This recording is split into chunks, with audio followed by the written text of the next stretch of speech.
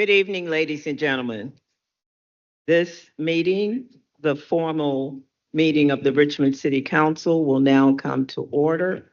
Madam Clerk, if you would please read the necessary announcement regarding interpretation services at this time. Spanish interpretation is available in the council chamber. Please see a representative at the rear of the room to receive the appropriate equipment.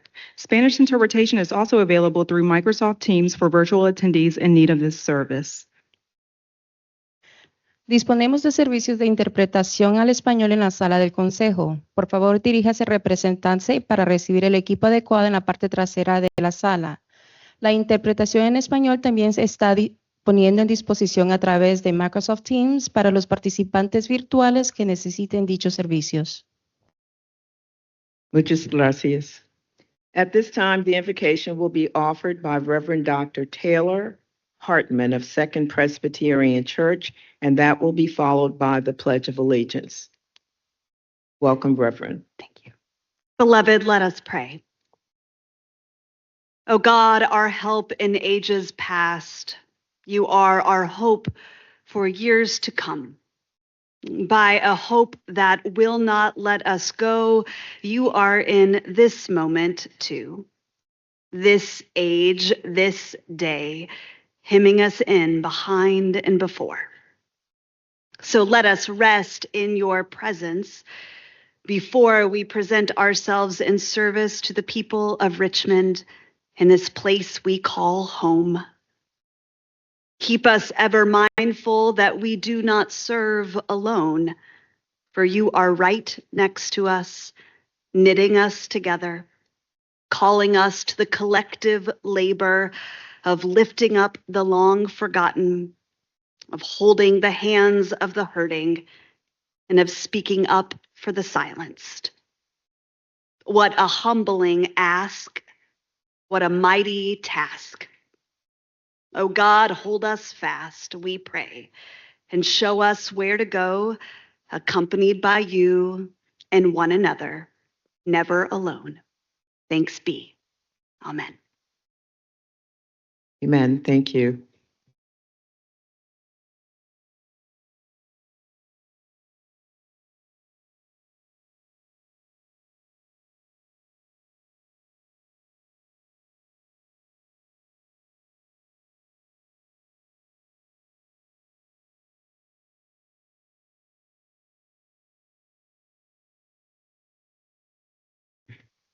Madam Clerk, if you would please provide the chamber emergency evacuation announcement followed by the public speaker guidelines. Upon activation of the emergency alarm signal, all persons should immediately exit the building. Please use the exits to the left or right front of the council chamber or the east or west stairwell outside the rear doors of the chamber. Do not use elevators or escalators. After exiting the building, proceed down 9th Street and into the assembly area located in the former Public Safety Building parking lot. Able persons should assist visually in hearing impaired visitors with exiting the building. Public speaker guidelines. Individuals wishing to speak during public hearings and the public comment period are generally allowed 3 minutes to speak. Persons appearing before council are not allowed to campaign for public office, promote private business ventures, use language of a personal nature which insults or demeans any person, including comments directed at public officials or staff members that are not related to their official duties, or address or question staff members directly. All questions are to be directed to the president of council. Failure to adhere to these guidelines may result in speakers forfeiting any remaining time and further disciplinary action as necessary, which could include barring from attendance of future meetings of city council for a period of 6 months. Members of the public who registered in advance to speak virtually will be called at the appropriate time, either during the public comment period or during the public hearing for the legislation on which they sign up to address. And Madam President, that concludes the announcement. Thank you, Madam Clerk. Members, pursuant to Rule 3D 4B of Council's Rules of Procedure, Council Member Andrew Breton has requested to participate in this formal City Council meeting via Microsoft Teams from the Comfort Suites Hotel at 2603 Southwest 13th Street in Gainesville, Florida, as he is there to support his wife's participation in the World Masters Athletics Indoor Track Championships. The council members present must adopt a motion to approve this participation in this meeting by electronic communication means if it appears to us that the request complies with Rule 3D. At this time, pursuant to council's rules, I will solicit a motion from the members physically assembled approving Mr. Breton's participation in this meeting by electronic communication means. So moved. Second. Council is voting on the motion to approve Mr. Breton's request to participate in this meeting through electronic communication means. Ms. Gibson, Yes. Ms. Jones, Aye. Ms. Robertson, Ms. Lynch, Aye. Ms. Trammell, Aye. Ms. Abubakar, Aye. Vice President Jordan, Aye. and President Newbill. Aye. That motion has been approved. Thank you, Madam Clerk. Let's move on to appointments and reappointments for this evening. And Madam President, for the record, all members of council are in attendance this evening. If there are individuals standing in the rear of the chamber, they are asked to be seated where seats are available. Also, applause is only permitted during the awards and presentations portion of council meetings. Thank you. As for appointments, members, for consideration this evening, you were provided board appointment recommendations from your Land Use, Housing, and Transportation Standing Committee. Is there a motion to approve the appointment recommendations? So moved. Second.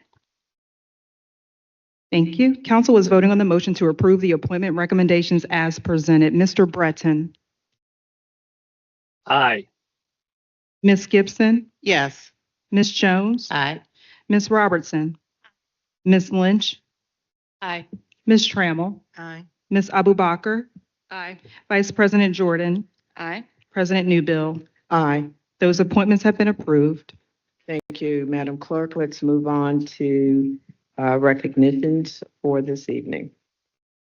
The recognition for this evening being presented by the Honorable Richmond City Council and Honorable Mayor Danny Avula does hereby declare social work to be critically important to the lives, well-being, and sustainability of Richmond residents and the ongoing success of our thriving community.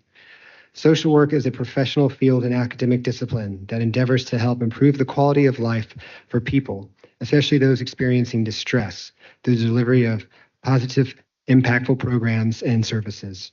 Social work and delivery of social service programs is very involved, challenging, and demanding that can be overwhelming and emotionally draining for social work service professionals that tirelessly work to help make the lives and outcomes of our communities the best they can be. Locally, the Richmond Department of Social Services provides for the delivery of numerous social work programs and services on behalf of Richmond residents. In recognition of National Social Work Month and the dedication of social work and the delivery of social service programs by organizations, entities, and the Richmond Department of Social Services, Richmond City Council and Mayor Danny Avula celebrate the month of March as Richmond Social Work Month in Richmond, Virginia, and thank those working on behalf of Richmond residents for helping make our city an even better place. I'm just waiting for the many others to come forward.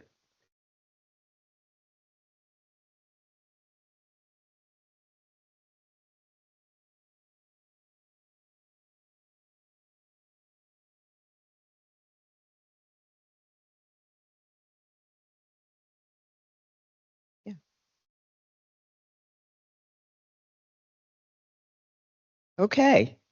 Did we get everyone?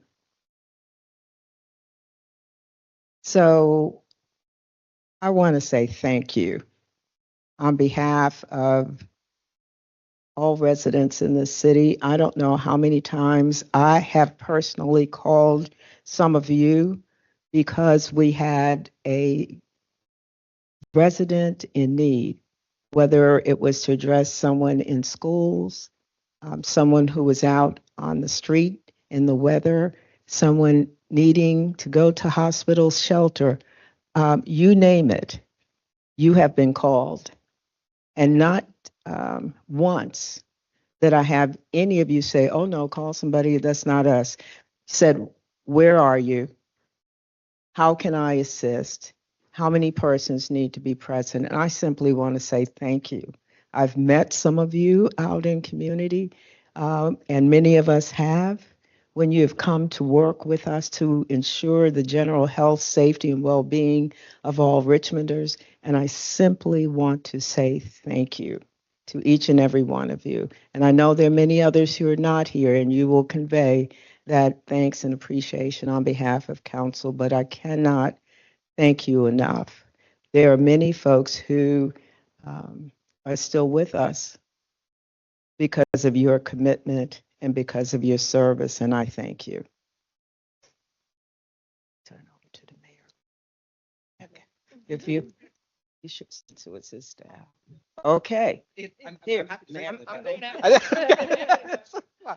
Well, I am just so proud to be able to honor and recognize you all for both Richmond and National Social Workers Month. Dean Cutterback, we have not met, but I served as the Commissioner of Social Services for this state. And so very deeply engaged in the work that you all do, certainly for RDSS, but for social workers across the city and across the state. As Dr. Newbill said, you all are the heart and soul of our work. I mean, you're the front lines of meeting people in crisis, of meeting deep needs, economic, financial, housing, you name it, of providing clinical care to mental health services in a time where this is needed just so desperately. And so I often, even when I was public health director, would tell my team that the best folks to bring in the health department are folks who have both the public health and the social work lens, which I know you do. So, but it's an honor to lift up the incredible work that you all do, and just to thank you on behalf of the people of Richmond for the way that you stand in the gap for our most vulnerable.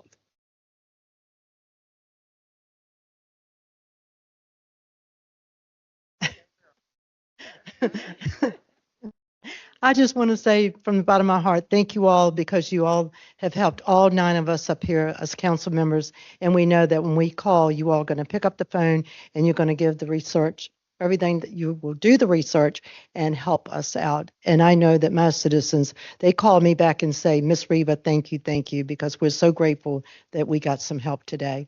So thank you for all that you do. Yes. Thank you on behalf of the 4th District and all of the citizens of Richmond. Thank you very, very much for all you do. All right. The mayor has an MD behind his name, but it's something else to have an MSW or a BSW behind your name, because the work that we do, we carry in our hearts. And it is a unique position of social workers that do the work on the ground to translate that into change through policy, through systems work. And it's a deep commitment. It's a very, very deep commitment, a unique commitment that social workers have to that work. So you're both saving folks out of the river and building a bridge at the same time. And it's a beautiful, beautiful thing that it's a beautiful endeavor that each and every one of you take on every day. And we thank you and appreciate you so much. Again, I want to say thank you on behalf of certainly all Richmonders. I want to say thank you on behalf of all council members, and certainly as the mayor has expressed appreciation on behalf of the administration. Would like to see if there is anyone who would like to make comment at this time.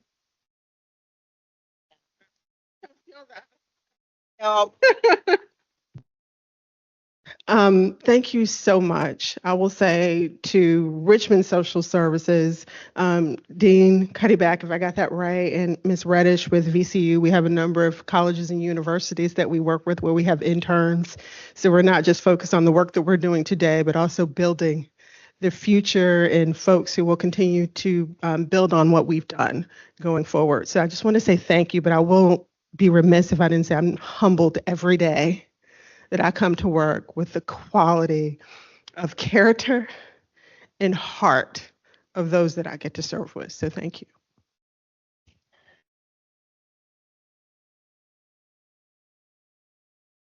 If you don't mind, we'd like to take a picture with you all, and if you will turn that way, Mr. Skinner will come forward.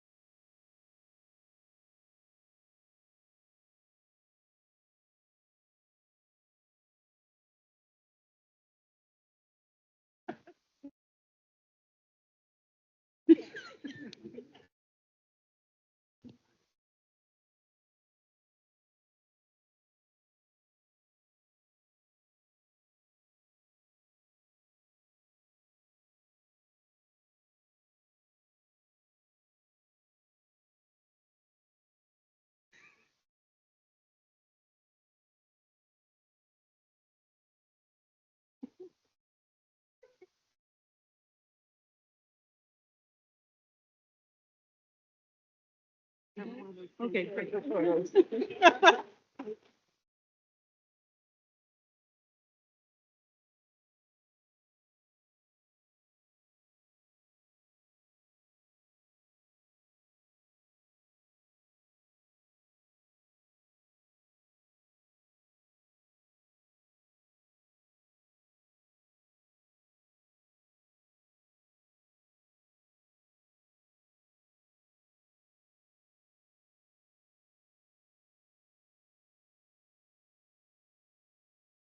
And Madam President, that concludes the awards docket for this evening.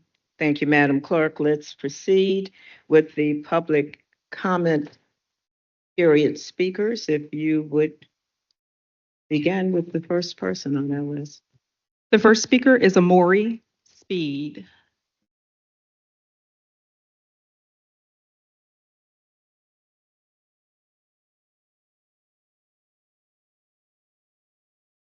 Welcome, Ms. Speed. Thank you. Good evening, members of the council.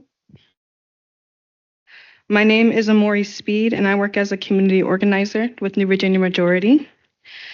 I would like to thank the council members who have met with our team to work towards solutions for the ongoing housing crisis.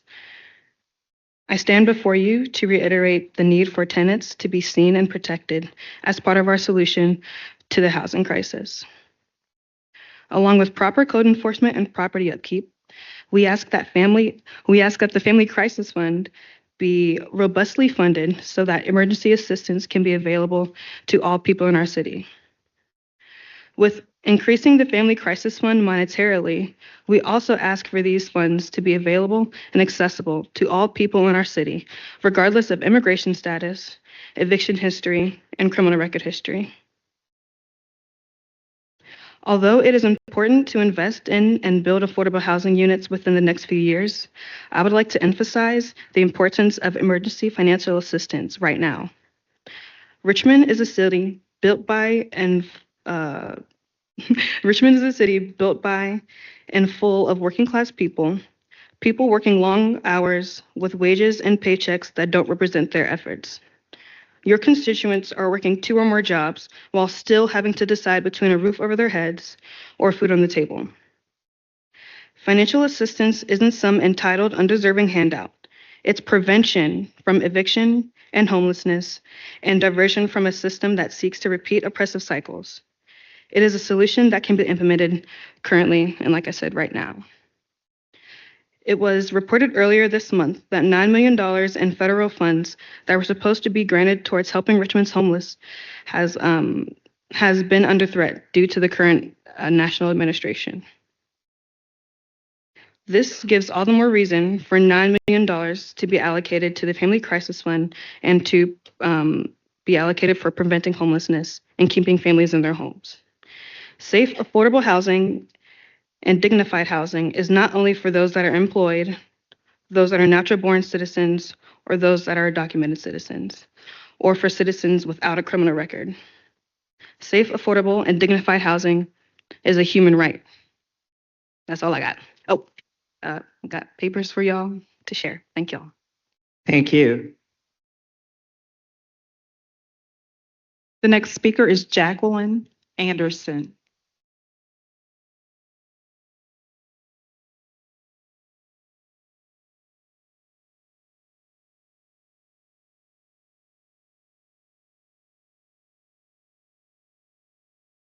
Good evening.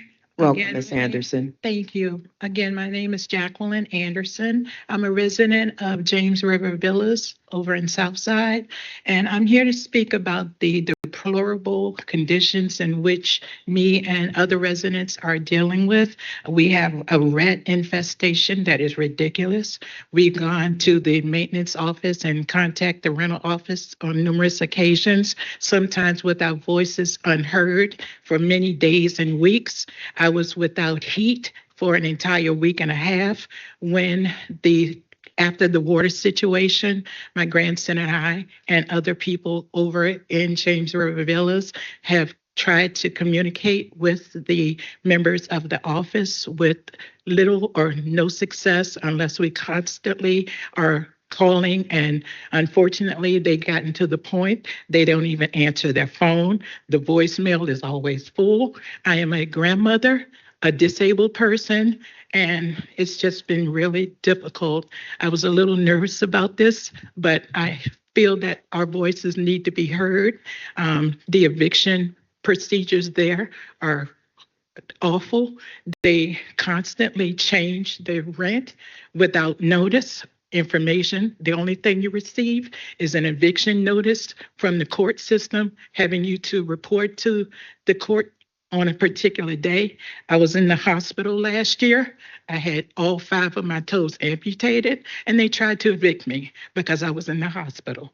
So I'm standing here not only for myself, but for the rights and for more resources to help to prevent the eviction that is unfairly happening over at James River Villas. Again, I'm a little nervous. I just thank you all for listening to me, giving me the opportunity to not only speak for myself, but for other people who are too afraid because of intimidation and possible retaliation that we may have to go through, because James River Villas, they don't play fair and they do not respect us, but they will take our money every time the rent is due. And I just, again, thank you so much for your time. I apologize for the nervousness in my voice, but I had to come and just speak on behalf of all of the people who are silent due to, again, fear and intimidation happening to them if they decide to speak out. So again, I thank you, everybody here in council, for listening to me, and God bless each one of you. Thank you. Thank you. Ms. Anderson, if you would, yes, is it Ms. Deshay?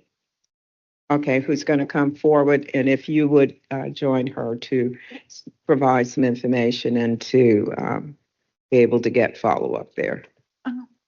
Please. Thank you again so much for your. Absolutely, thank you for coming down. Madam Clerk. The next speaker is Tess DeClue.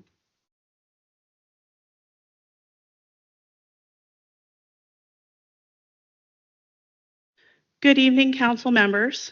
My name is Tess DeClue. I'm a resident of District 1. I'm also the chair of the Issues and Resolutions Committee for the Richmond City Democratic Committee. I'm here to speak today on behalf of the committee about the people's budget and the allocation of funds for these projects in the city's upcoming budget. Participatory budgeting is a valuable part of the democratic process that allows community members to directly decide how to allocate part of the public budget, thereby promoting civic engagement and fostering a stronger sense of community. As you all know, the people's budget has been a huge undertaking with the commitment of many volunteers to propose budgets for their districts, such as safety measures at intersections, beautification initiatives, and bus stop shelters that the people of Richmond have decided are important to their districts. The city is currently promoting that voting process, actively recruiting volunteers and sponsoring ads. The Richmond City Democratic Committee has passed a resolution fully supporting a participatory budget and the inclusion of 1% of the capital improvement budget allocated to participatory budgeting, with a gradual increase to 3% in the 2026 budget. I've also brought copies of that resolution for all the members. I'm here today to ask that if you have knowledge that this allocation has been included in the upcoming budget that's going to be proposed on the 27th, and if not, if you can commit to us to make sure that that budgeting is allocated. Thank you. Thank you, Mr. Klug. The next speaker is Latanya Tucker. Latanya Tucker. The next speaker is Evelina Mechaba.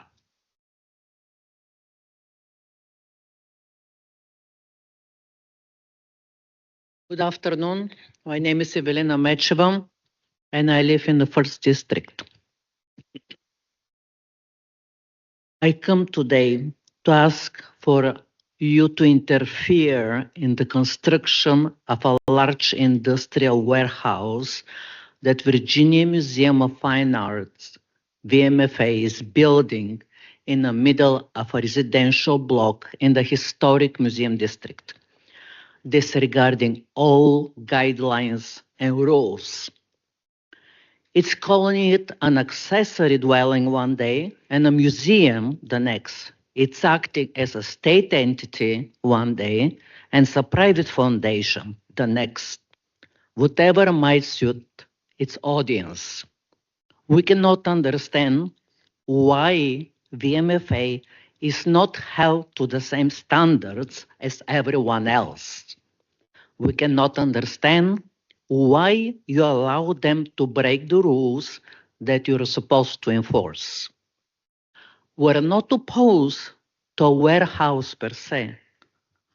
We're opposed to a towering 30 feet high industrial monster with 12,000 square feet footprint, with a commercial air conditioning units and dehumidifier working 24/7. I don't think our request is unreasonable. This monstrosity of a building is not only not worthy of our historic district, but it's not all worthy of something built by an art museum, a fine art museum that all Richmonders love and support. All we're asking is for basic fairness, no backroom deals, for due process to apply to all.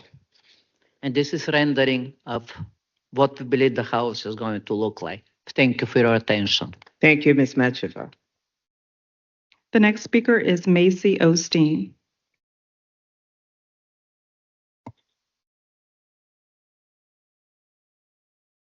Welcome, Ms. Osteen. Thank you. Thank you for having me, President Newbill, members of council. My name is Maisie Osteen. I am a resident of the First District and was lucky enough to be a People's Budget delegate.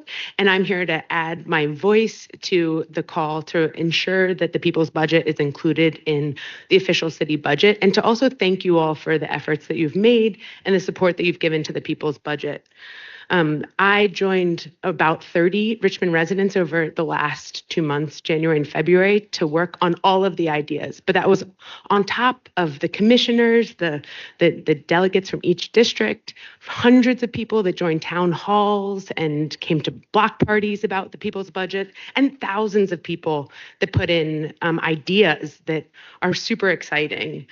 So the setup of PB allocates across all of our districts this $3 million. And it's based on the Social Vulnerability Index, which is something that I thought was really an exciting way to recognize the allocation and maybe misallocation of resources in our city historically and today. I'm really excited about the projects, and they range from very structural across all districts. Like, for instance, one of the ones that our district selected was storm drainage and the challenges to some of the drainage systems in our neighborhood, to the cultural and the exciting and the fun, like murals and art projects. I think that People's Budget is an answer to some of the challenges around transparency, to some of the questions that are asked of you all. Where do my tax dollars go? And to some of the calls for building relationship between council and the community. So for those reasons, I really hope that you all continue to include and support the People's Budget. Thank you. Thank you. The next speaker is Priscilla Peebles.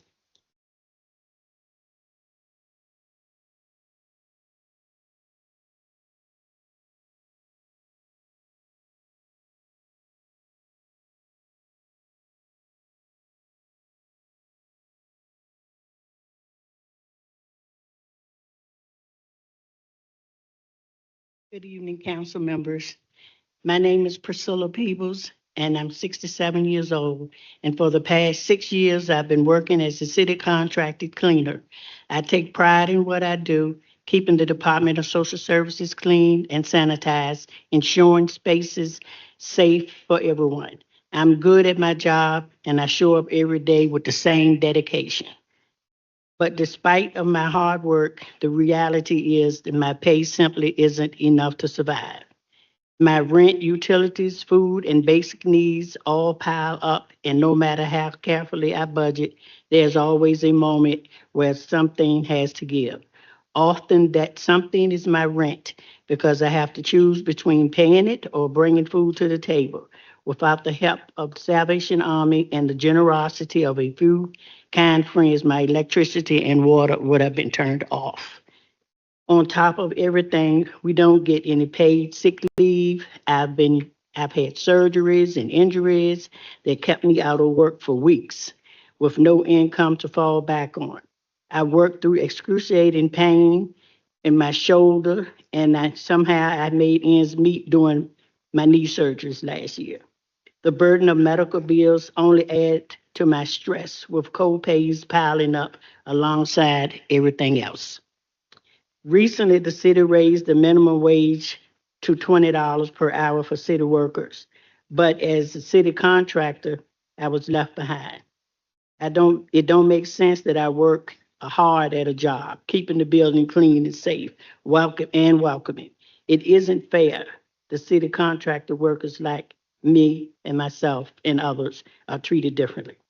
I live paycheck to paycheck, struggling to make ends meet. My husband and I both live with diabetes, but we can't afford the healthy foods since it's too expensive. The cost of living keeps rising. A few extra dollars an hour would make a world of difference.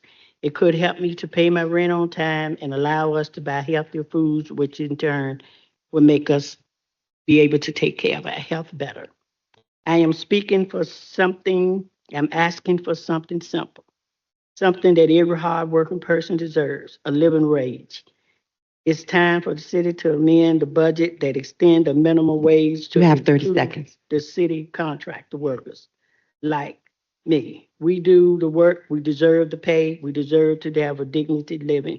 It makes me worry about other things, and we deserve a living wage. Thank you for letting me come before you today with my concerns. Thank you, Ms. Peoples.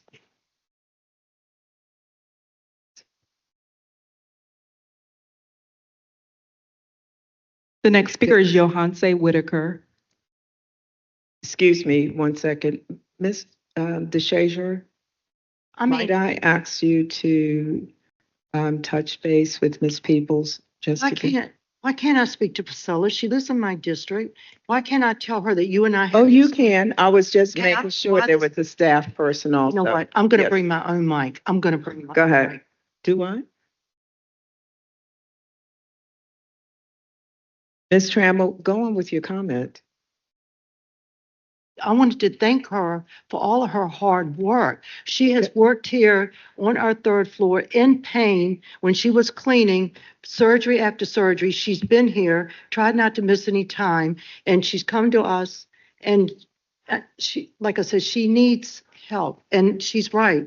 When you got people, her and others that do their job here, and then they get left out, they don't get a raise. And I know, and I appreciate you, Madam President, for speaking with me today and telling me that her heart goes out to you too and to others.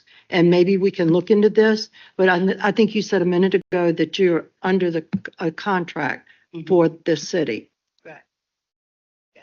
So that's why they didn't give you, when our other employees got the raise, you didn't get it because you're under another division per se. What is it? Oh, New Tech?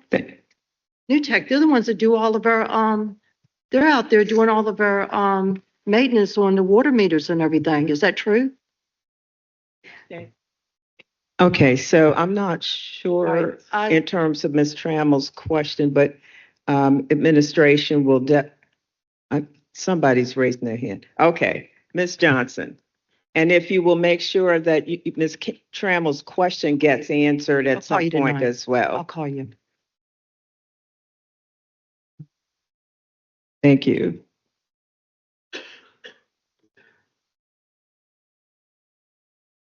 Good evening, members of council.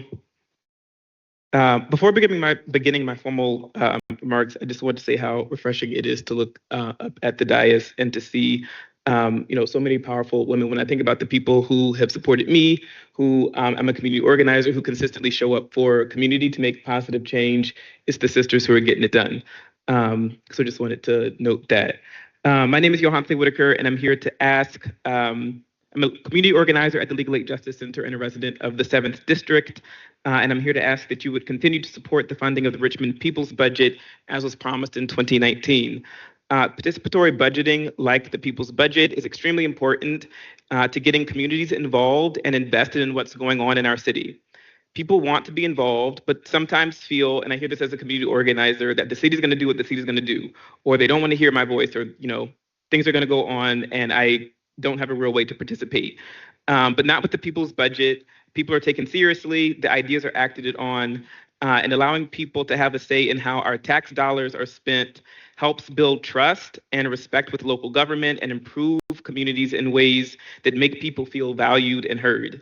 Nearly 2,000 ideas were submitted for the People's Budget, and this goes to show you just how much support there is and that there is a need for participatory budgeting. Many of the ideas that were submitted benefit low-income neighborhoods where I organize that have been historically and systematically neglected. And this is an effort to help bring about increased equity in Richmond. The ideas and proposals that are reflected in the budget proposals represent the needs and priorities of our community around critical issues like public safety, transportation, playgrounds for kids, et cetera. And based on the 2025 fiscal year budget, participatory budgeting would only account for 0.65% of the total capital improvement budget from which it will be funded, and 0.1% of the total city budget. Failing to fund participatory budgeting, especially after nearly 6 years of promising it, I will send a message that City Council does not care about low-income communities, will not listen to the ideas of our constituents, and cannot be trusted to keep its promises. And I know that it's not true, and that's not what you want. Furthermore, the Richmond People's Budget will increase participation in our city's boards and commissions, training a new generation of leaders who can effectively engage with local government. By giving residents a real way to connect with decision-making processes, it strengthens our democracy and ensures that everyone's voice is heard. Failing to fund this effort will erode the trust between our communities and local government, undermining our ability to create positive change. We ask that you ensure that the $3 million for the People's Budget is in our city budget. Thank you so much. Thank you, Mr. Whitaker. The next speaker is Javion Peterson.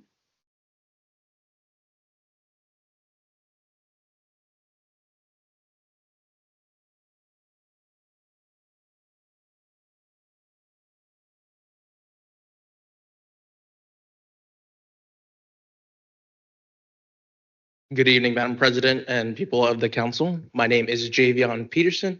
I had the pleasure of serving the 7th District as a People's Budget delegate this year, and it was a great opportunity.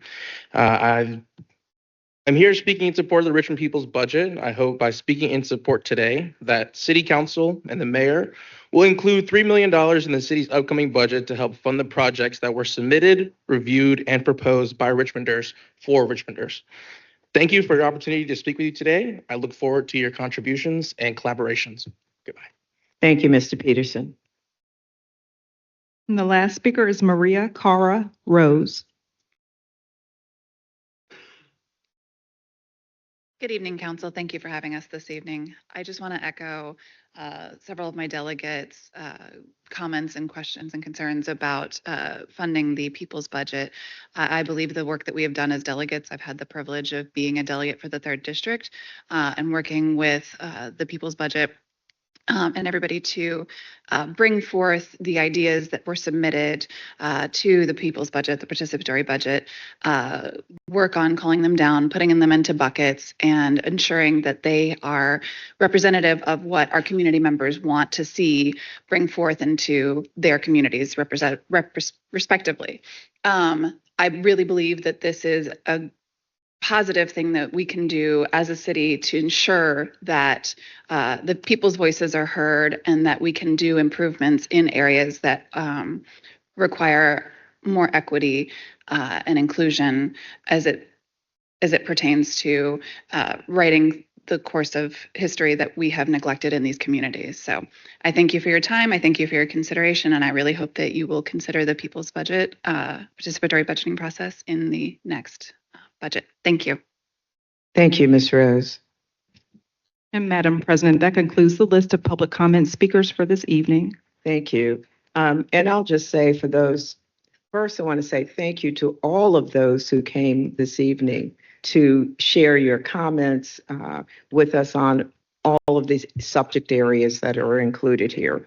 And then I certainly we had several in terms of people's budget support, and just to say that there'll be updates coming to you. Certainly you know Ms. Ladiana Delgado and some of the other staff who have been working, as well as Mr. Slats, and so more information to come in terms of how we will proceed in that process. So thank you.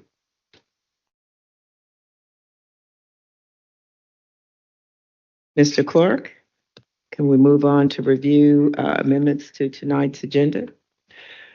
The proposed amendments to tonight's agenda are as follows. Item 1, ordinance 2025-014 will be continued to the Monday, April 28th council meeting. Item 8, ordinance 2025-032 will be continued to the Monday, April 28th council meeting. And lastly, item 20, resolution 2024-R041 will be continued to the Monday, April 28th council meeting. Madam President, those are all the amendments to tonight's agenda. Madam President, the consent agenda consists.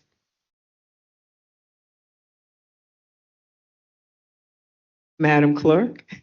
Yes, Madam President, we would Yes. just need a motion regarding the agenda amendments before. Well, proceeding. yes, I wanted to see if there is a motion to accept the agenda as just provided. So move. Second. Council is voting on this evening's agenda amendments as presented. Mr. Breton, Aye. Ms. Gibson, Yes. Ms. Jones, Aye. Ms. Robertson, Aye. Ms. Lynch, Aye. Ms. Trammell, Aye. Ms. Abubakar, Aye. Vice President Jordan, and President Newbell. Aye. That motion was approved. Thank you. Madam President, the consent agenda consists of the following items. Item 2, ordinance 2024-026. Item 3, ordinance 2025-027. Item 4, ordinance 2025-028. Item 5, ordinance 2025-029. Item 6, ordinance 2025-030. Item 7, ordinance 2025-031. Item 9, ordinance 2025-033. Item 10, ordinance 2025-034. Item 11, 2025-035. Item 12, ordinance 2025-036. Item 13, ordinance 2025-037. Item 14, ordinance 2025-038. Item 15, ordinance 2025-039. Item 16, ordinance 2025-040. Item 17, ordinance 2025-041. Item 18, ordinance 2025-042. Item 19, ordinance 2025-043. Item 21, resolution 2025-R012. And lastly, item 22, resolution 2025-R013. Those are all the items on tonight's consent agenda. Thank you, Madam Clerk. We will proceed with a public hearing on the consent agenda items. Are there persons present who are desirous of speaking in opposition to any of the items on the consent agenda? Are there persons present desirous of speaking in favor of any of the items on the consent agenda?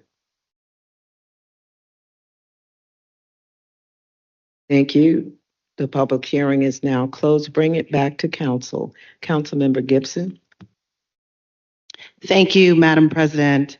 I just had several questions about specifically ordinance 2025-30, 2025-31, and 2025-32.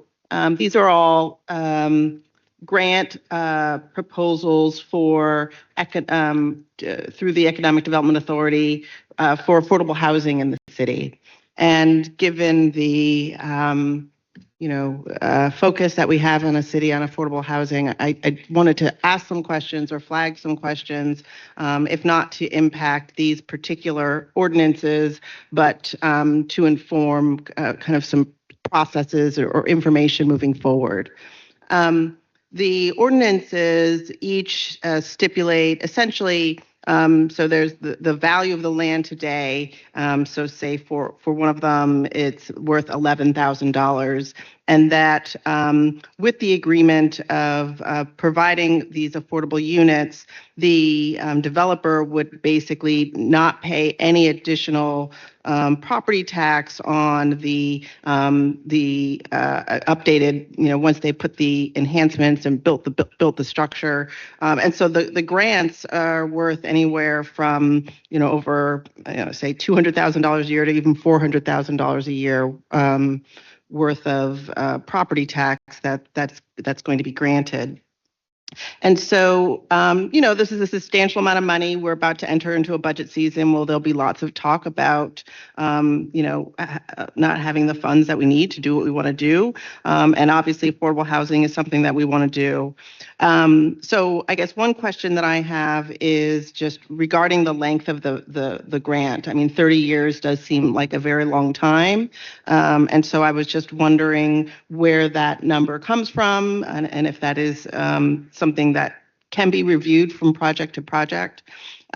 Also, when I reviewed these ordinances, I didn't see a breakdown by unit type. So these units or these projects range from, say, 50 some odd units in the structure to 180 units in the structure.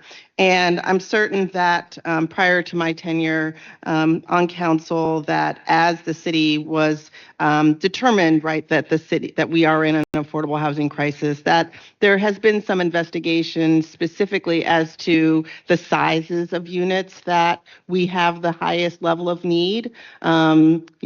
Families, I would suspect, are looking specifically for 3-bedroom apartments, 2-bedroom apartments, and then some. And so it would be helpful to know when these come to the body, a breakdown in terms of the size of the unit. And also, I think, with the understanding that, rents are rising over time, that what is the rent that we're talking about? Some of these projects stipulate, or two of them stipulate being at 60% AMI. One of them has a mix of rates ranging anywhere from 0 to 80% AMI. And so I think that, look, I mean, depending on the amount of units, I want to make sure that whatever those residents are saving is at least matching what we are not receiving in the additional tax, right? So, I mean, I'm sure that this is not the case, but I think we need to do the math to make sure that we wouldn't be having the residents better off by just, writing them a check. So, and then finally, anytime we do these types of projects, I do think it's important to look at how they're built, the quality that they're built, and providing Richmonders who are working on these projects with a living wage. And so I also wanted to publicly emphasize that I would very much be in support of looking into incorporating into these agreements some requirement for union labor. Because I think that ensures that the buildings are built to the highest of standards, as well as providing our residents training so that they and a living wage. Thank you. Thank you, Ms. Gibson. Mr. Malone, I see you're standing and will provide some comment or feedback.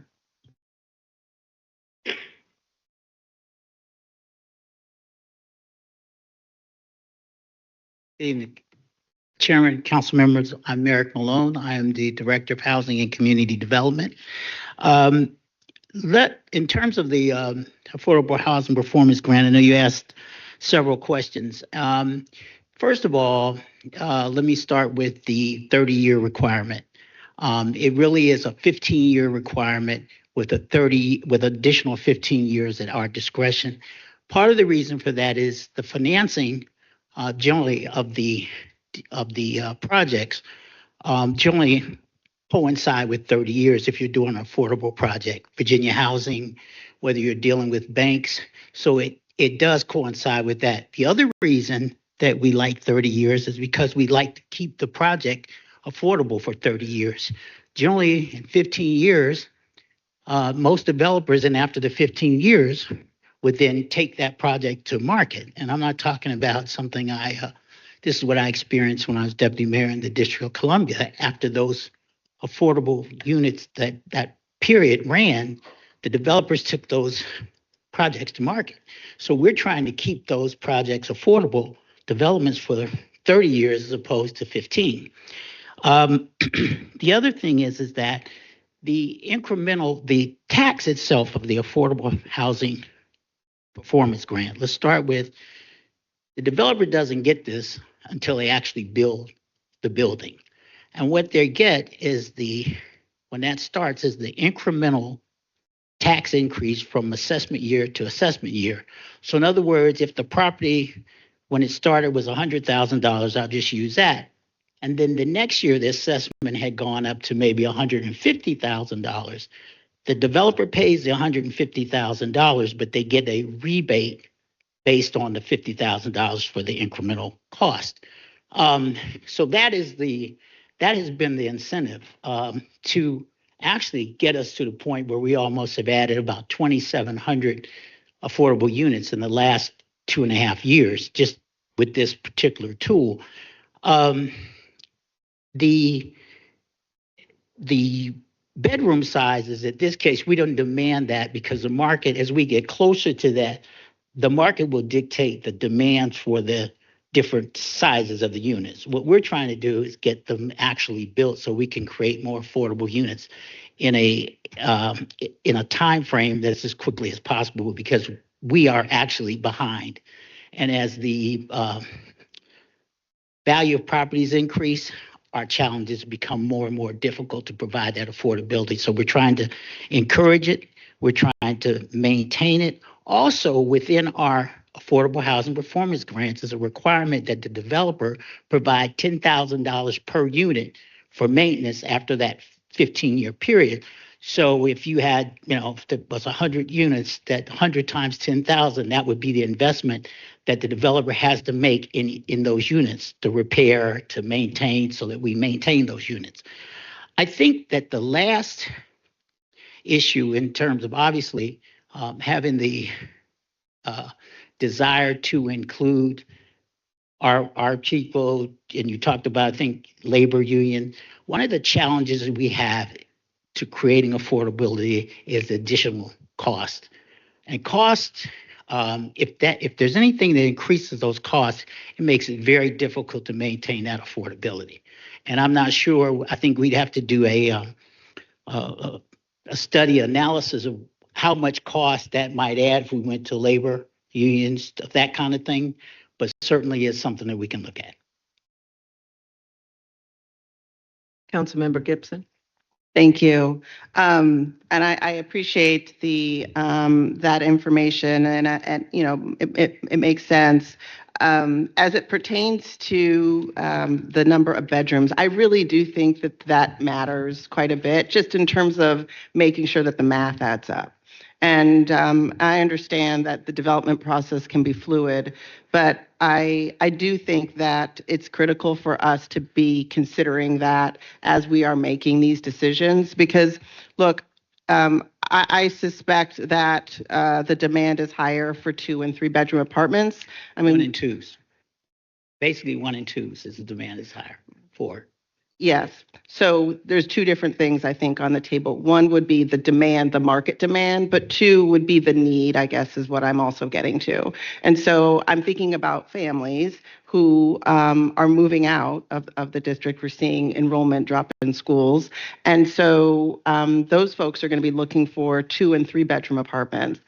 And so it's probably primarily professionals that are looking for 1 and studio apartments perhaps. So I just think that this would be probably something worth looking at in a, kind of understanding what those numbers look like, both need and the market, and where those things intersect, and understanding how the numbers play out into providing these grants, which impact our ability to provide other city services long term. So I would appreciate that. And then, as it pertains to the, union labor, yes, of course, I understand that there's a cost when we pay folks a living wage, but the cost is both ways, right? I mean, there are many VCU dorms, they've got mold problems. I'm looking for ways really to ensure that we're providing our residents with quality housing, that the standard is something that these are properties that will last a very long time.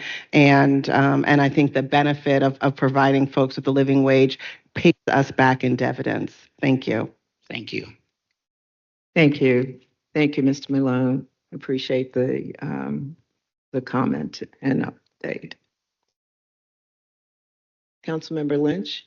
Thank you. And good comments around the performance grant agreement, and does the benefit match the need? That's great stuff.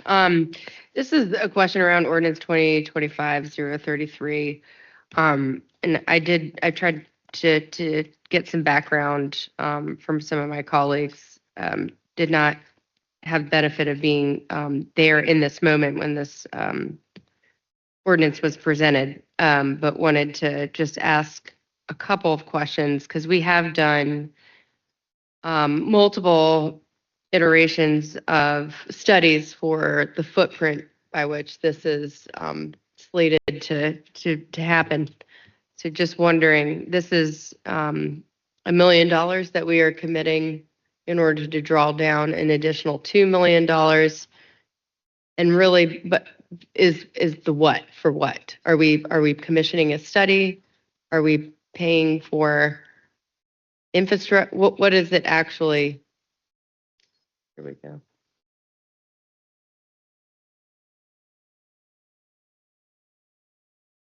Welcome, Ms. Johnson. Good evening, Gail Johnson, Director of General Services.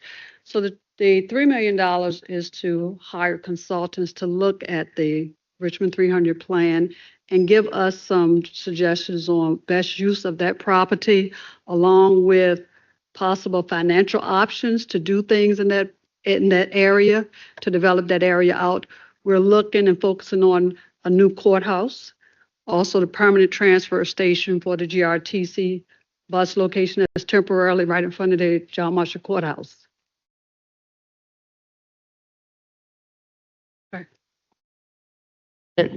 So just for point of clarification, so we're spending, we're accepting $2 million as a grant, but the city is putting in $1 million for a total of $3 million to do another study on the entirety of our downtown footprint. An assessment of those 11. Can someone explain why that expenditure makes sense in the context of city center and then multiple iterations of studies that have occurred on that same footprint? And also tell us if $3 million is a market comparable price for similar kind of financial analyses. So Sabrina Joyhog, interim CAO. The $2 million is coming from the Build America. It's $750 from the city as a match, and then the remainder is from GRTC and we're looking at the downtown core of the Richmond 300 master plan. The city center is part of it, but it's a larger footprint that we're looking at, because we do have the courthouse that we have to plan for, and it's supposed to the study should produce highest and best use of those facilities. There is no obligation once we finish planning and have a financial plan for the development of some of these properties. There's no obligation by the grant that we have to continue to do it. So we do have a courthouse that we have to plan for. I think what maybe we're if you're sensing that is quite a big chunk of money to tell us what we may or may not do when we've studied that area over time. Councilmember Roberts is her district. She knows we've studied that area over time at least 2-3 times since I've been on council. Wouldn't it be more cost effective and make more sense to do either a small area master plan and or solicit an RFI or bring together a group of stakeholders that can brainstorm? I mean, we have brilliant people in the city. I mean, it just seems like a really high price tag for something, and $750,000 can get us a lot of things. I mean, we still have to pay for the demolition of the Coliseum, correct? If that ever, right? I mean, we're gonna. Correct. I mean, Right. Yes, and hopefully whatever development deal we strike with that will include the demolition of the Coliseum. So, I mean, wouldn't it This make is- more sense to roll in $750,000 into that project, into demo, than it would for a study? I mean, I'm No, just so- asking whether or not that's the most efficient use of our dollars. This 750 is coming from CVTA. It's not even general fund. It's coming from the CVTA funds. But this study, we would bring on consultants and also develop a financial plan to fund some of these projects. The courthouse is rather expensive. I do not have a financial plan right now for it.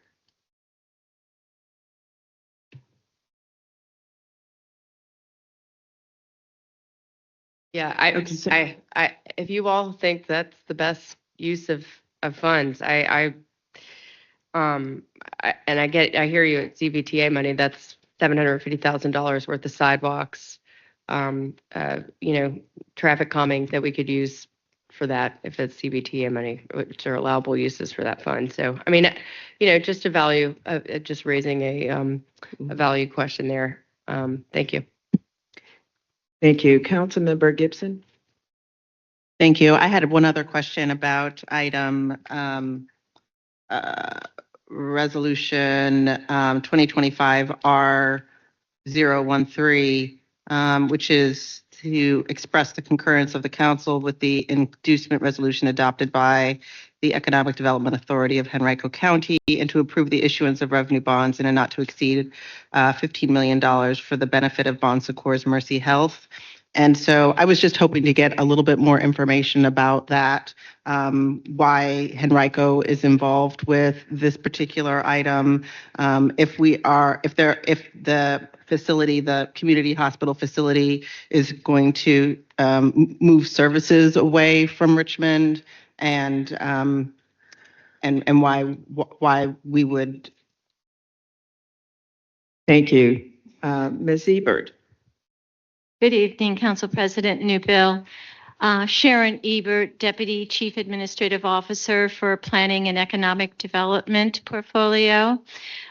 This particular bond issuance by the Henrico Economic Development Authority is because they're doing a much larger bond issuance for multiple improvements, primarily at the St. Mary's Bon Secours facility. And the $15 million that we see here is sort of a requirement that the host locality just also needs to acknowledge and approve that bond issuance. But it's a much larger bond issuance. I believe it's around $300 million to do significantly more improvements on Bon Secours facilities in Henrico County. Yes, Councilmember Gibson. Yes.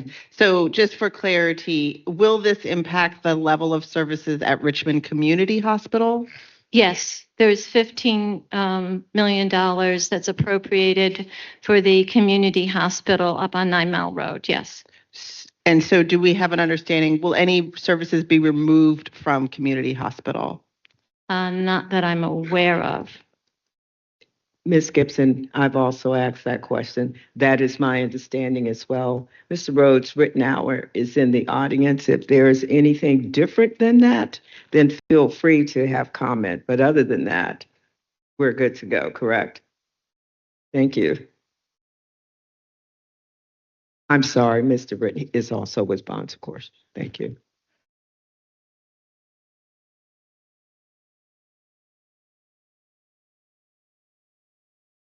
Madam Clerk?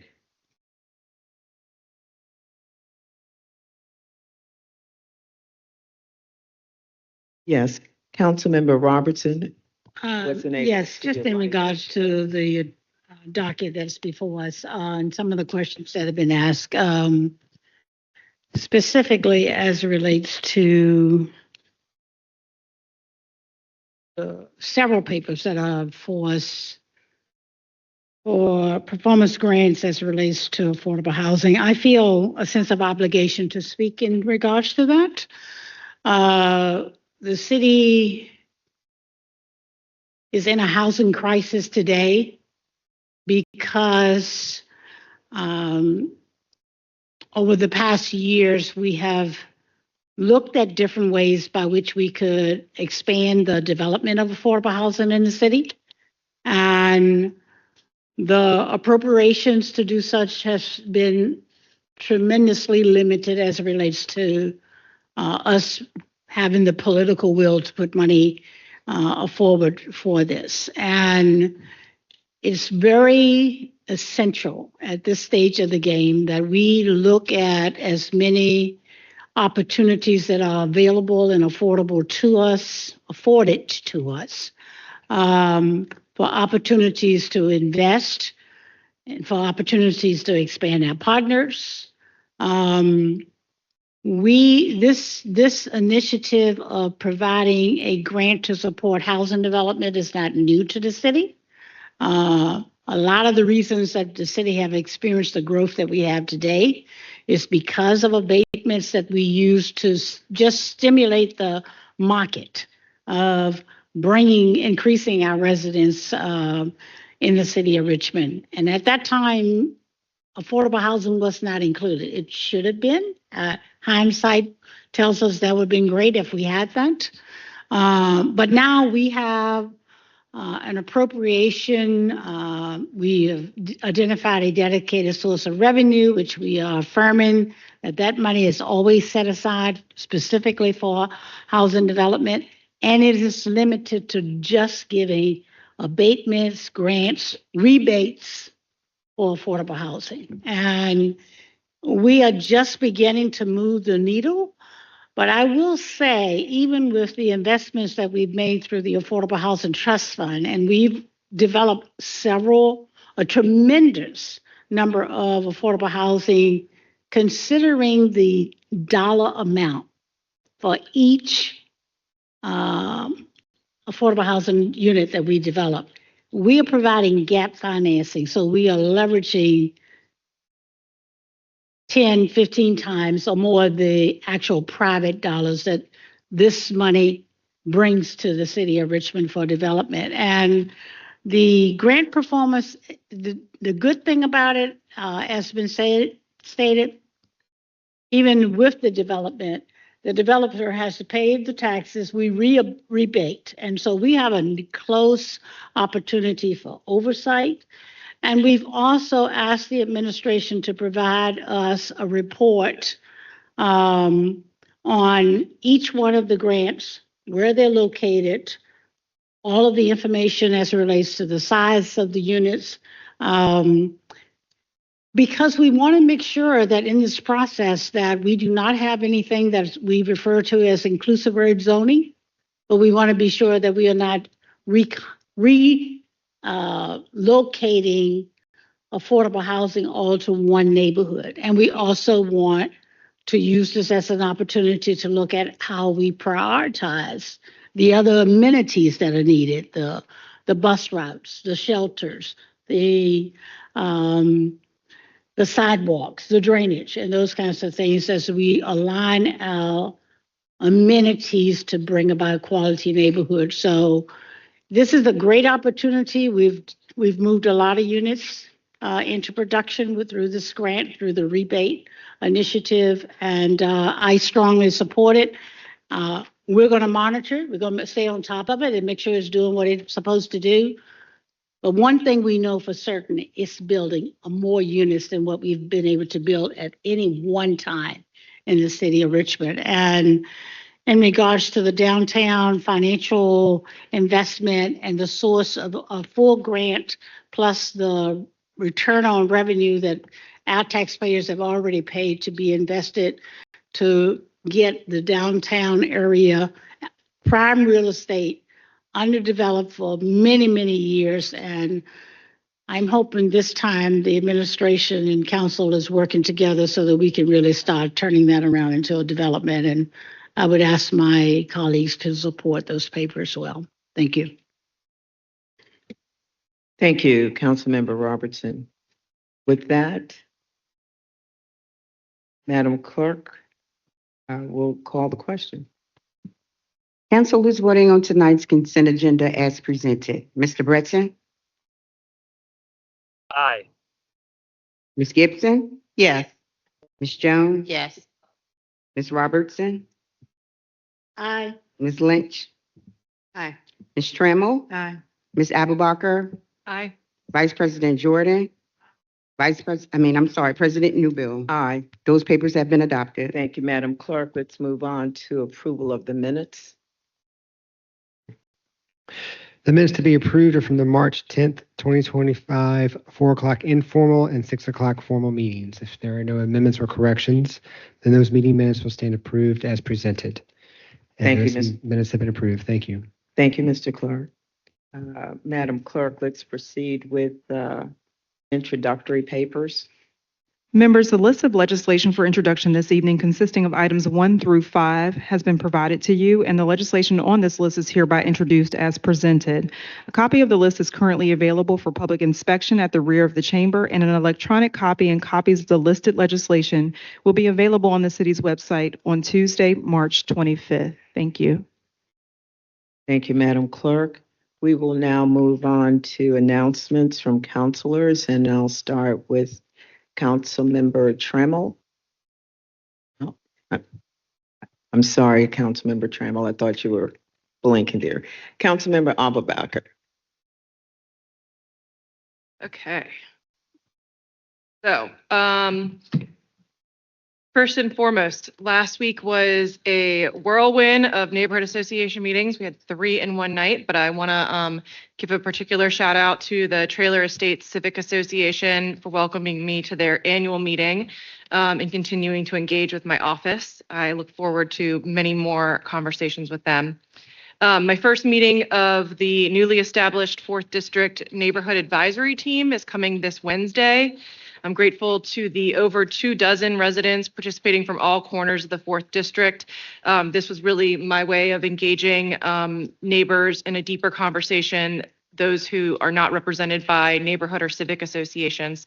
So I'm looking forward to hearing feedback directly from those individuals and connecting them with leaders throughout the city.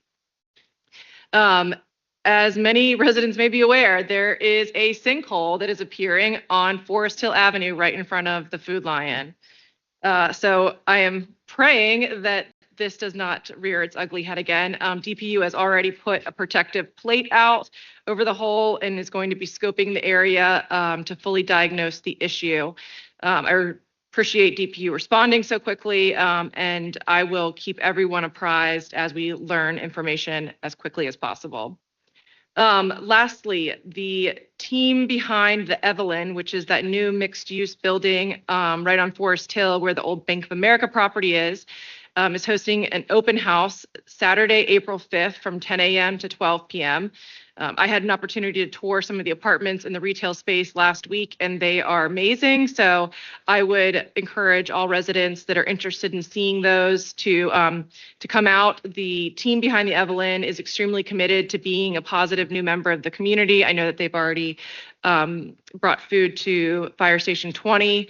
So I would encourage everyone to attend this open house and get some great new neighbors to move into the Evelyn. And then lastly, you can always call or text me on my cell, 804-418-5963. Again, 804-418-5963, and be sure to sign up for my newsletters. Thank you, Councilmember Abubakar. Councilmember Trammell. Thank you, Madam President. We had our meeting on March 13th, our 8th District meeting at the Satellite, and I want to thank Sabrina for attending our meeting. You brought some great people with you, and the people were calling me up until about 1:30 a.m. They wanted you to come back because some of them couldn't hear what you were saying. Some people couldn't hear Sheila, but they definitely heard Richie. He was talking about the taxes, about the tax assessments and all. But anyway, I just want to thank you for your hard work and for what you do, and I'm grateful. Also, we had, my goodness, we had the police officers were there, the firefighters, and they gave some great reports. And I know a lot of people have been asking me about Station 21. Yes, Station 21 is not finished yet. That's Fire Station 21 on Richmond Highway. But they are with Station 22, and Sarah and my colleague Stephanie, we went over there, we took some food and had a great time. And also this past Sunday, there was a church that went over there at Station 22, and they were talking to the firefighters about how they can do fire safety, and they brought a lot of children. I'm sorry I missed it. I was with my sister, but anyway, hopefully I can be there next time. Also, I want to thank the people from our office that was there for the people's budget. A lot of people fully do not understand what the 3 million is. They think each council member is going to get it. That's not true. But anyway, we will, as the president of council, so we're going to have another discussion on that so we can try to earn it out. So anyway, just thank you for, trying to, explain it to the people because it's so much. And as you and I have spoken, Lady Di, that there's a lot of miscommunication because people fully don't understand. Also, let me see, what else can I say? Our next meeting, because we're not going to have a meeting before then. Our next meeting is going to be on Thursday, April the 10th. We're going to have some great speakers. The Honorable Ed Jewett from the courts are going to be there with us. And also a couple developers are going to be there because we have 7 different developers that's building in our 8th district right now. Some of them are still waiting for some permits. It's no fault of the city. They got to get their stuff together. Also, I'm getting a lot of calls, and Sabrina, I didn't write it down when you were there the other day with Sabrina. There was some calls that was coming in today. The people cannot get to City Hall to bring those forms in here so they can get the tax relief. And when we go there and pick the stuff up, this sealed, we bring it back in, then they have to call them and tell them that they haven't did this, they haven't did that. They want to know, is there a place on South Side that they can come besides coming here? It's just too hard. And then they have to walk further to 103 to carry all the papers, especially when they're in a wheelchair or on crutches.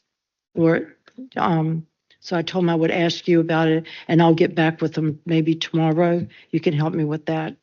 Also, Richmond Highway is almost finished being paved. Thank God for that. That has been a nightmare, but we're just so grateful that we're finally getting Richmond Highway paved. This right here is your free smoke alarm. If you go to the nearest fire station, they'll come to your house, come to your apartment, whatever, and they will install this for free. It's probably the only thing that's free in the city. Or you can call 804-646-1526, and those firefighters will definitely come to your house, and they will make sure you have a free working smoke alarm or batteries. If you need me, you can call me at 804-240-5050. My cell is 804-240-5050. My home, 804-233-7382. It's definitely out of order again, and hopefully Verizon's going to be at my house tomorrow afternoon to fix it. Thank you, Madam President. Thank you, Councilmember Trammell. Councilmember Lynch. Hard to follow you, Councilmember. And I'm glad your phone is working. We're gonna get fixed. This one works. Yeah, that one. This one doesn't go out. It's the home. Yeah, that one can't go out. 'Cause that's your lifeline to your district. Just a couple of Civic Association meetings to flag for you all. But of course, before I get started, wanted to say thank you so much to everybody that came out and had pizza with us during our district town hall last Thursday. And a big special shout out to Mr. Scott Morris, who came and did a fantastic job fielding what were very detailed, engaged, fit district constituent questions. Our people were highly impressed at all the amazing questions that people asked, and he was able to answer and provide a lot of context for folks, and it was just really great to have him out there in the community with us talking about the water crisis and plans moving forward. So thank you for that. The Uptown Association is meeting tomorrow virtually at 6 p.m. They meet in person every other month and meet virtual other months, and they share this information via their listserv. The Oregon Hill Neighborhood Association is also meeting tomorrow night in person at 7 p.m. at Pine Street Baptist Church. On Wednesday, March 26th at 3 p.m., the EHS subcommittee will be hosting a provider stakeholder meeting regarding homeless services focused around our inclement weather shelter at Diversity Thrift. Wednesday night, the Swansboro West Civic Association's Midlothian Safety Committee will be meeting virtually. Go Swansboro West Safety Committee. They share this information via their listserv. They will also be hosting their monthly first Saturday of their month litter cleanup next Saturday on the 5th at 10 a.m. behind Swansboro Elementary. As mentioned before, Mayor Avula will be kicking off budget season on Thursday at 3 p.m. with the presentation of his budget. And the Carolina Civic Association will be hosting their annual meeting on Tuesday, April 8th at 6:30 p.m. the Unitarian Church on Blanton. All right. And you can always, as always, reach my office by calling 804-646-5724 or emailing stephanie.lynch or amy.robbins@rva.com. Thank you. Thank you. Councilmember Gibson? Thank you. And thank you so much to everyone that came to our first in-person 3rd District meeting last week. And special thank you to Mayor Avula for spending time with us on Wednesday and answering a whole lot of resident questions. Our next meeting will be on April 16th at 6 p.m. And we are finalizing the details for the location, so stay tuned in our district newsletter. Also upcoming is a meeting all about the Bryant Park Fall Line Trail. That will be held on Wednesday, April 9th from 5 to 7 p.m. The Department of Public Works will be hosting, and I've asked for lots and lots of information, so hopefully that will be a very informative meeting. The meeting will be held at the Police Training Academy across from VUU at 1212 West Graham Street and West Graham Road. Also wanted to let folks know about voting for the People's Budget that will be held from April 1st to the 15th. The 3rd District locations and times for voting are Monday, April 7th from 9 to noon at the North Side Y, Tuesday, April 8th from 4 to 7 at the North Side Y, Saturday, April 12th from 10 a.m. to 1 p.m. at North Avenue Library, the tabling area. On Sunday, April 13th from 1 to 4 p.m. at the Ginner Park Library tabling. And residents can find out more information at www.rvapb.org. The Hermitage Assisted Living is in the planning phase to rebuild and replace their current footprint. It's some significant changes, so there's been lots of interest in the community about that project. I wanted to let folks know that the Ginter Park Civic Association has scheduled a meeting with the Hermitage leadership to discuss their proposed designs. That meeting is open to all interested residents in the district. So if this is something you're interested in, please join them on April 8th at 6:30 at 1106 Westwood Avenue in the Early Center on Union Theology's campus. And also for folks, we are all thinking a lot about our property taxes, and I want to let people know about opportunities for relief. So the 2025 Older Adults and Persons with Disabilities Real Estate Tax Relief Program has some outreach events, and they are starting. So for one-on-one assistance with the application, that will be April 17th from 9 a.m. to 4 p.m. at the Richmond Police Academy at 1212 West Graham Road. And there's an info session about the the program on May 13th from 1 to 3 at Pine Camp Cultural Arts Center at 4901 Old Brook Road.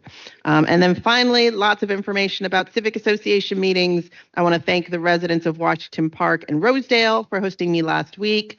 On March 25th, that's tomorrow at 6 p.m., the Edge Hill Chamberlain Court Civic Association will be having their meeting at the Seven Hills School. On April 8th at 6 p.m., the North Central Civic Association social will be having a social at Ruby Scoops. And the South Barton Heights Civic Association meeting will be on April 16th at 6:30. That location's TBD. And on April 29th at 6 p.m., there will be a Sherwood Park Civic Association meeting, and that location is also TBD. Thank you all. Thank you, Councilmember Gibson. Councilmember Jones.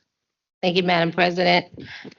I want to start by thanking everyone who showed up in the 9th District last week. It was, as we like to say, activated, including Mayor Avula, the Police Department, the Office of Immigrant and Refugee Engagement, Parks and Recreation and Community Facilities, some of my council colleagues, some of the Council Chief of Staff Office, many organizations and community members who were in the 9th.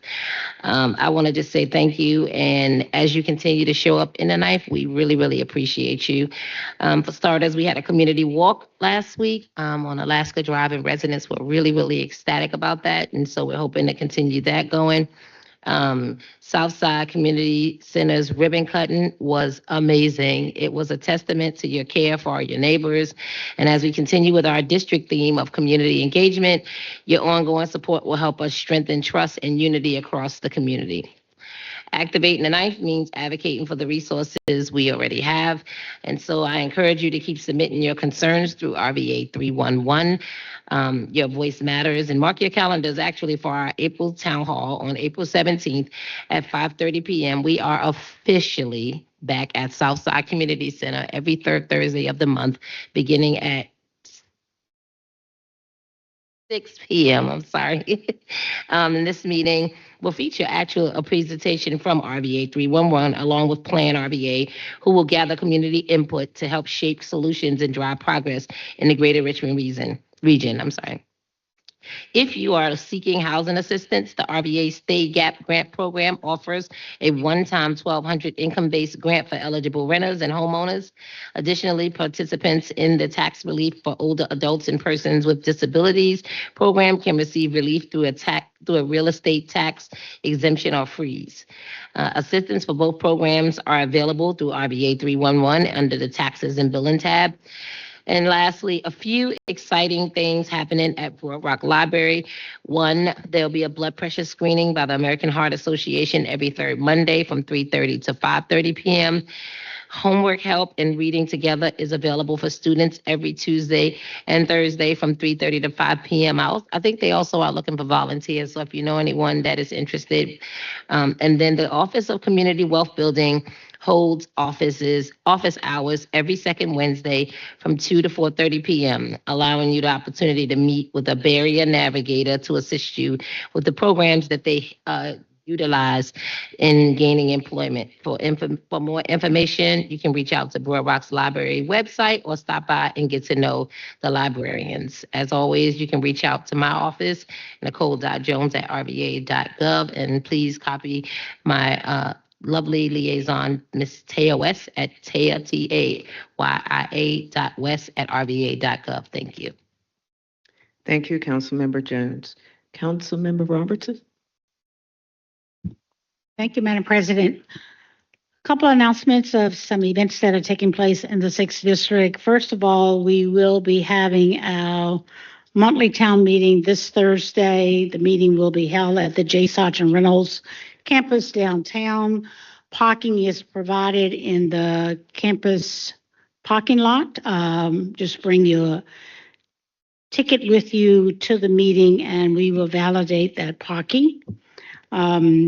We are having our president of J. Sergeant Reynolds, Mrs. Panda, will be there to really tell us more about what's going on at J. Sergeant Reynolds and the variety of opportunities that are provided through the school to prepare folk for excellent career development opportunities in many, many disciplines. She will also provide information on scholarships that are available through the J. Sergeant Reynolds community colleges. Other guests will be Dr. Shania Harris Muhammad from Richmond Public Schools for the 6th District.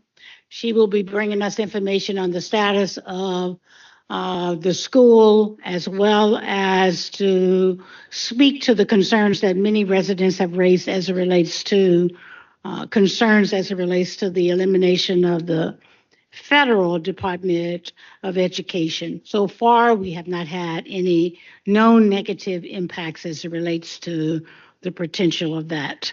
Capricia Spellman with Office of Community Wealth Building will also be a part of this meeting, as well as Ms. Dabney, who's the president of MLK Middle School. The focus is on the significance of the abundance of services that are provided through the city and our community college to provide quality education from high school to higher education, as well as what's going on in our Richmond Public Schools and the preparation of our children.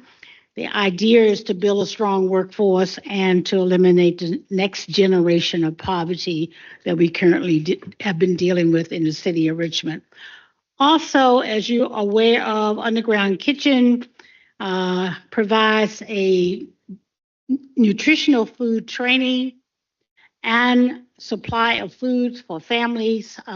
We have just wrapped up our first session where we had several younger families to be a part of with their children, and that has turned out to be a very rewarding experience. We've had several families that are transforming their cooking habits and their eating habits. This Thursday, we start our second class. This is for persons that are 55 years of age and older. Here again, we are addressing health disparities, helping people better prepare to prevent kidney, high blood pressure, obesity, and other health-related issues. And you can get additional information for that by going on at info at smartsoulfoods.com. And as always, you can reach my office at my cell 804-314-7658. And you may also reach me by email ellen.robertson@rva.gov. Thank you so much. Thank you, Councilmember Robertson. Vice President Jordan. Thank you. Just want to thank everyone who came out to our March district meeting, especially our guest presenters from the Department of Parks and Rec, Finance, Public Utilities, the Diamond District Partners Team, and School Board Member Ricard. You can review a recording of the meeting on our YouTube channel. Our next meeting will be Wednesday, April 19th at 6 o'clock. We're delighted to have Mayor Avola to discuss the FY26 budget, and we'll be having some other special guests as well. A reminder that the Water Recovery Assistance for Businesses Fund applications are open. They will close at 11:59 p.m. on March 28th. So you've got 4 more days to get those applications in.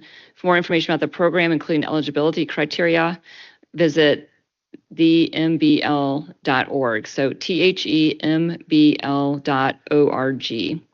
As a reminder, the Code Refreshes survey is out, looking for your feedback, and on the proposed new zoning districts that were presented on last month at several open houses. That deadline to take the survey is March 31st. You can go Google Code Refresh and head to the city's dedicated page to take the survey and view informational boards that were shared in the open houses. A couple of fun events coming up: Monument Avenue 10K, Saturday, April 12th. I think that has the dancing grannies. I've always wanted to be one of those, and if they're looking for new members of Dancing Grannies, I'm available. Anyway, it's a great time whether you're running or participating or watching. It's a lot of fun, and I think we all need a little bit of joy sometimes. Easter on Parade is back thanks to a new generous sponsor, and it will be April 20th. Really was excited to go to the ribbon cutting of the Southside Community Center. It was awesome. The Parks and Rec team, Tracy, everyone did an amazing job pulling that together. And of course, our colleague in the ninth. And I just want to say it was especially really cool to have the resource fair. I thought that was a great idea to try and have those opportunities when we do other special events that people are coming to. And then another fun thing that happened was at the Altria Theater in the 2nd District, there was a preview of Ken Burns' Revolutionary War. It's going to be debuting on PBS in the fall, but it was really a reminder that we've got so many events rooted here in Richmond from this historic era. And, you know, obviously we saw a great interest on Sunday at the reenactment of Patrick Henry's famous speech in Churchill. But I think we're going to be seeing more and more of these exciting events throughout Richmond, and I'm here for it. If anyone needs to contact my office, it's 804-646-6532. You can find me on social media at Catherine, Katherine JRVA. You can reach out to myself or fantastic 2nd District Liaison Sven Phillipson via email. It's our first name period last name at rva.gov. Sven is SVEN period PHILIPSEN at rva.gov. And again, that number is 804-646-6532. Thank you. Thank you. Councilman Breton. Thank you.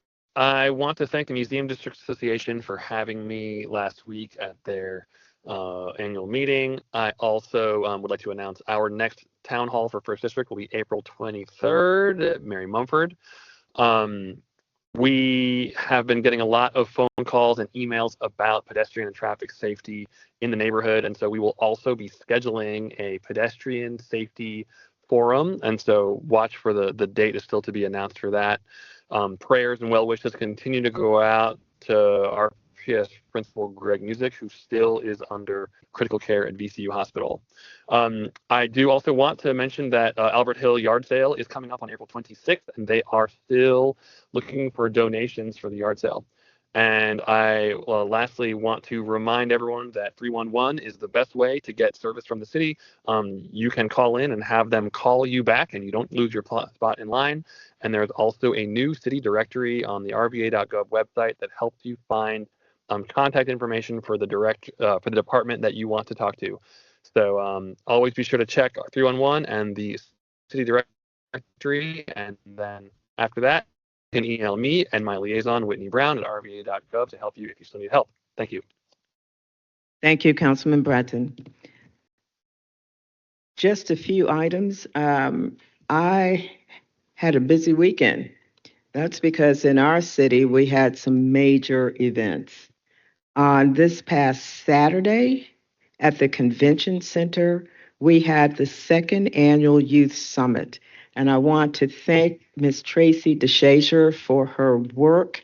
This conference, there were not less than 1,000 young people who were there from across the region and were just absolutely engaged. There were resources available from services to academic institutions to workshops that they have been involved in the planning of. And there were representatives, some from, I think at least, I didn't see all of council members who attended, but there were some. Councilmember Jones and I overlapped at the same time. But Mr. Shazer, I just really have to say thank you.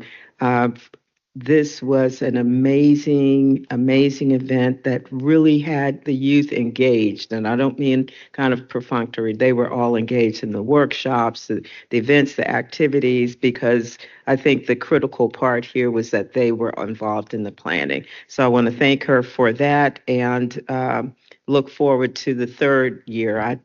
I don't know where we'll hold that one, but this was huge. The other item at Virginia Union, the Housing Authority, Richmond Redevelopment and Housing Authority, and NACA, Neighborhood Assistance Corporation of America, teamed up and under the rubric of Achieve the Dream Homeownership event that really worked to assist public housing residents in becoming homeowners. And I mean, really just incredible resources, down payment, they would not be using credit as a an item in terms of consideration for eligibility, payment of fees, building in resources for house repairs, but also providing support from the beginning to the middle and ongoing so that individuals could become homeowners. And at the other end of that, that begins wealth building. So I want to thank the Richmond Redevelopment and Housing Authority and Neighborhood Assistance Corporation of America for that event. It ran from Friday through Sunday, and hundreds of folks came through. And again, I would want to thank Ms. DeShazer for an extraordinary second annual youth summit. With that, just a couple of very brief announcements. The Department of Public Works is conducting street paving in the 7th District, and it will continue until April 18th. The street paving activity is going on from 9 a.m. to 6 p.m. Please pay attention to the no parking signs in the area where that is occurring. You can find a complete list of the street closings at the Public Works website, or you can call Lou Agomi at 804-646-5876 to get information about the specific street closings. Also, tomorrow, GRTC Pulse public meeting will be held from 5 to 7 p.m. at Main Street Station, 1500 East Main. The discussion items will be the North-South BRT programs. So do come out and make sure your voices are heard in that regard. Then our next district meeting will be held on this Thursday, March 27th at 6 p.m. at the Boys and Girls Teen Center located at 1830 Creighton Road.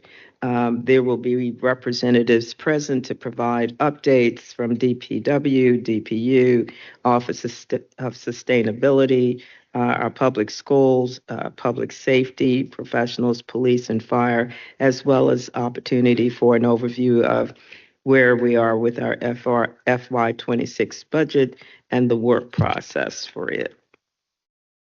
For more information on any of the 7th District meetings and events, please feel free to call the 7th District office at 804-646-3012, or you can contact my liaison, Sam Patterson, at 804-241-7544. That's his cell, or you can contact me at my cell at 804-543-7837. Councilmember Trammell? Did you finish? I did for the moment, yes. Yes. You did. Right. I just got an important text from our CAO, Sabrina, and she said that this Thursday on the 27th of March, the folks can go to Southside Plaza all day, and there will be people from Sheila's office, from the finance department, and they will help the seniors with these forms. Will you repeat that again so we make sure that folks really hear that broadly? Would you just repeat that again? I want to make sure. I do not understand why this mic keeps being cut off. I do not understand. I don't know if I'm not talking in it right. I don't know if I'm not doing something. I think I was hitting it because I wanted you to say it again. So, okay, all right. Yeah. This Thursday, the 27th, is it from 9 a.m.? I think 9 a.m. to 5 p.m. Sheila White, her folks are going to be at Southside Plaza, and they're going to help the citizens with the tax relief. They can bring them there. I just had 3 calls, and I just try to tell her that she can go to Southside Plaza this Thursday, and they will help her. And then she can run right back to her house if she doesn't have the right stuff, because she's so worried she's not going to get it this year. So that's why I want everybody to know that they can, anybody, don't have to be in the 8th District, all of this, all over. They can go to Southside Plaza all day long from 9 to 5, and Sheila White, her folks will help them from the finance department with these forms for the tax relief. Thank you, Madam. Mr. Hamel, thank you for that. Thank you for following up with the administration to make sure that there would be someone right in community so it'd be more easily accessible in terms of getting assistance for the completion of the forms. Thank you. Thank you, Sabrina, for answering me. Thank you very much. Okay. With that, members, the agenda for the meeting has been completed. The meeting now stands adjourned. Thank you.